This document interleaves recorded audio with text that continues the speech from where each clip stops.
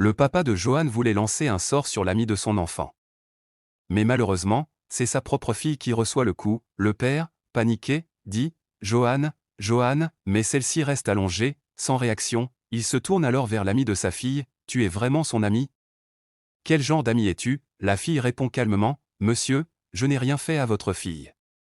C'est vous-même qui êtes à l'origine de ce qui lui arrive en ce moment. Vous vouliez me faire du mal, et voilà. Et maintenant, vous m'accusez ? Pourquoi ? Le père avoue alors, mais je t'envie. Tu travailles plus que ma fille à l'école. Tu fais des choses qu'elle est incapable de faire. Tu pries Dieu. Tu sais tout faire. Ma fille, elle, est toujours dans la paresse.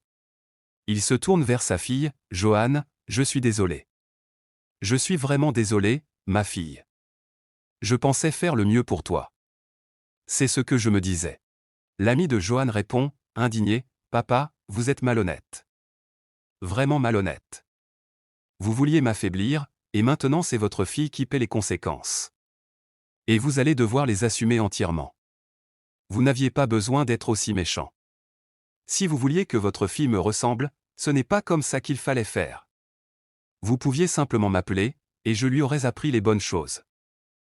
À ce moment-là, l'ami de Johan s'approche et déclare, au nom de Jésus-Christ, il est écrit dans la Bible, dans le livre de Corinthiens, celui qui veut la guérison l'aura en point.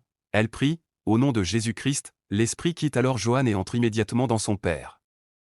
Celui-ci se met à crier, car il ressent un grand malaise. Sa fille, ne comprenant rien, dit, mais qu'est-ce qu'il se passe, papa ? Elle s'apprête à s'approcher de lui, mais son ami la retient. Johan, non.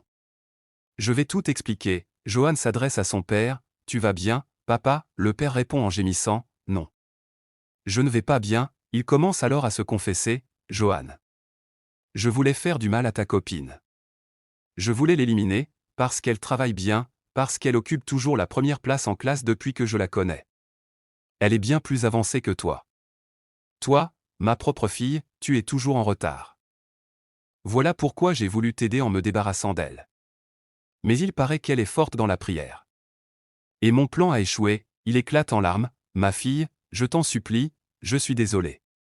Ne me rejette pas à cause de ce qui vient de se passer, sa fille répond, touché mais blessé, mais papa, tu n'avais pas besoin de faire ça. Elle m'a toujours aidé. Elle a toujours été une bonne amie pour moi, et toi, tu ne le savais même pas. Toi qui regardes cette vidéo, je prie pour toi et je déclare, toute personne qui veut ton mal récoltera ce qu'elle a semé, au nom de Jésus. Le père propose 80 000 $ à celle qui épousera son fils qui est fou et à chaque fin du mois recevra un salaire. Sans hésiter, toutes les femmes se précipitent vers le fils qui est fou sauf Mariana. Les femmes font semblant comme si elles aiment le fils fou. Elles se battent pour l'avoir. Elles le complimentent avec des mots pas possibles juste à cause de l'argent. Seule Mariana s'est mise à l'écart, car pour elle l'amour n'est pas un jeu et surtout ce n'est pas achetable. Le père et son fils normal sont surpris que les femmes réagissent ainsi juste pour de l'argent. Le père voyant Mariana à l'écart lui demande pourquoi elle ne rejoindre pas les autres femmes pour tenter sa chance. Mariana répond qu'elle est désolée, mais que son amour n'est pas à acheter. Elle ajoute que si le père accepte d'amener son fils à l'hôpital cicatrice, elle est prête à s'occuper de son fils jusqu'à sa guérison complète. Puis à sa connaissance, si elle est faite pour lui, elle se mariera avec lui et qu'elle n'a pas besoin de son argent. Le père est surpris de voir une femme en or et la félicite car elle a réussi au test. Il dit alors à son fils fou d'arrêter de jouer le jeu et de s'approcher car en réalité son fils n'est pas fou. C'était juste un test pour trouver la femme idéale. Que va-t-il se passer par la suite ? Selon vous, l'argent peut-il acheter le véritable amour ? N'oubliez de liker, de partager et de vous abonner. Merci. Chers abonnés, regardez cette histoire jusqu'à la fin. Il croise sa copine pour la première fois, voyant qu'elle est riche, il voulant prendre la fuite. Mais sa copine riche le supplie de ne pas partir. Sa copine est accompagnée par sa sœur et sa mère. Sa mère commence à le critiquer en le méprisant. Sa copine riche voulant l'embrasser, il excuse car ils ne sont pas de la même catégorie. Prosper regarde la photo de sa copine riche se semble, téléphone pour voir si telle est bien elle. Voyant que c'était elle, il s'agenouille pour la demander pardon car il est pauvre car il ne savait pas qu'elle était riche. Mais sa copine riche se fiche qu'il soit pauvre car c'est lui qu'elle a choisir. La mère de la copine riche refuse que sa fille se marie à un homme pauvre et la conseille de chercher un homme plus riche qu'elle pour se marier. Sa sœur aussi donne raison à leur mère, mais elle ne les écoute pas et dit à Prosper qu'elle l'aime malgré sa situation. Mais Prosper lui dit qu'elle devrait écouter sa mère, pourtant elle continue d'insister pour que Prosper accepte de se marier avec elle.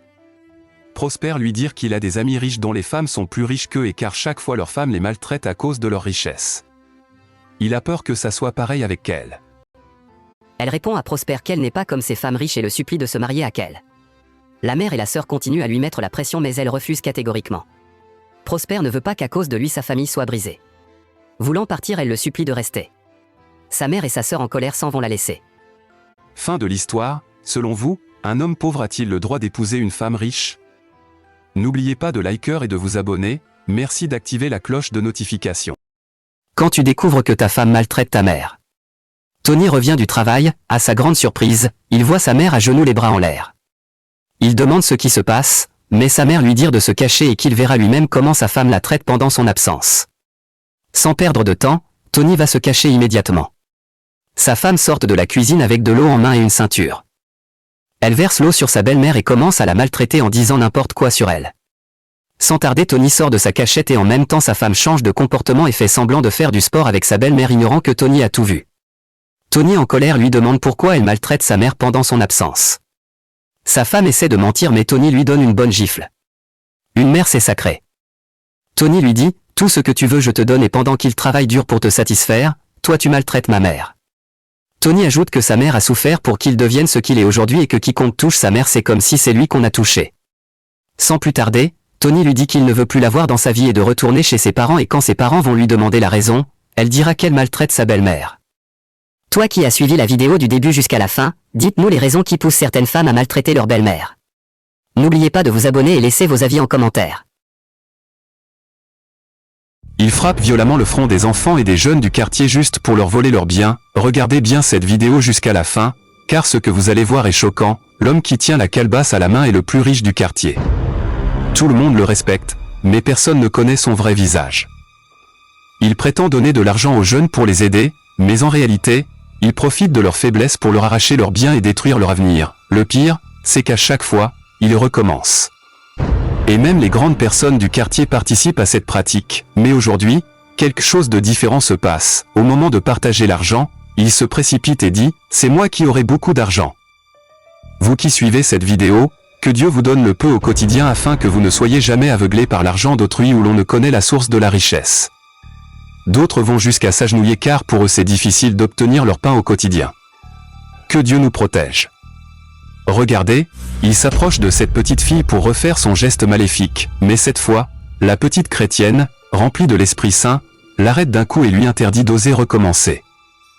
Il est étonné de voir cette choquante réaction venant de la fille. La suite va vous surprendre, abonnez-vous, aimez et partagez.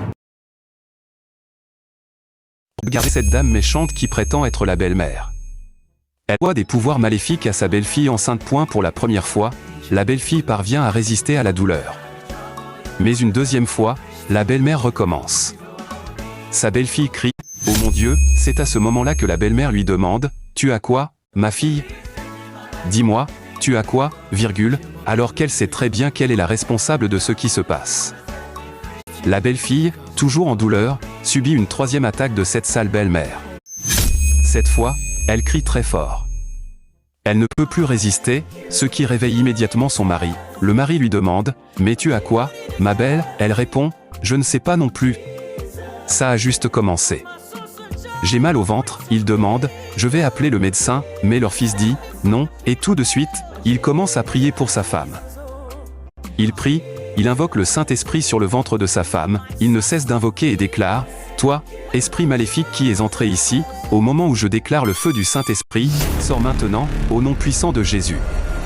Car tu n'as pas ta place ici. » Le feu du Saint-Esprit, immédiatement, sa mère, la belle-mère, tombe, la femme le touche et dit « J'ai l'impression que je me sens mieux. » On dirait que ça peut aller maintenant. Subitement, tous deux sont étonnés de voir la belle-mère tomber dans le canapé. Le fils commence à l'appeler « Maman, qu'est-ce qui se passe ?» Et là, soudainement, la belle-mère se transforme en une calebasse sur le canapé. Le mari et la femme se mettent à prier, en déclarant les œuvres de Dieu, et sous leur chant, la calebasse disparaît. Je prie pour toi qui regardes cette vidéo, que tout esprit maléfique dans ta maison, dans ta famille, dans tes relations à n'importe où ne puisse jamais te trouver, Au nom puissant de Jésus-Christ.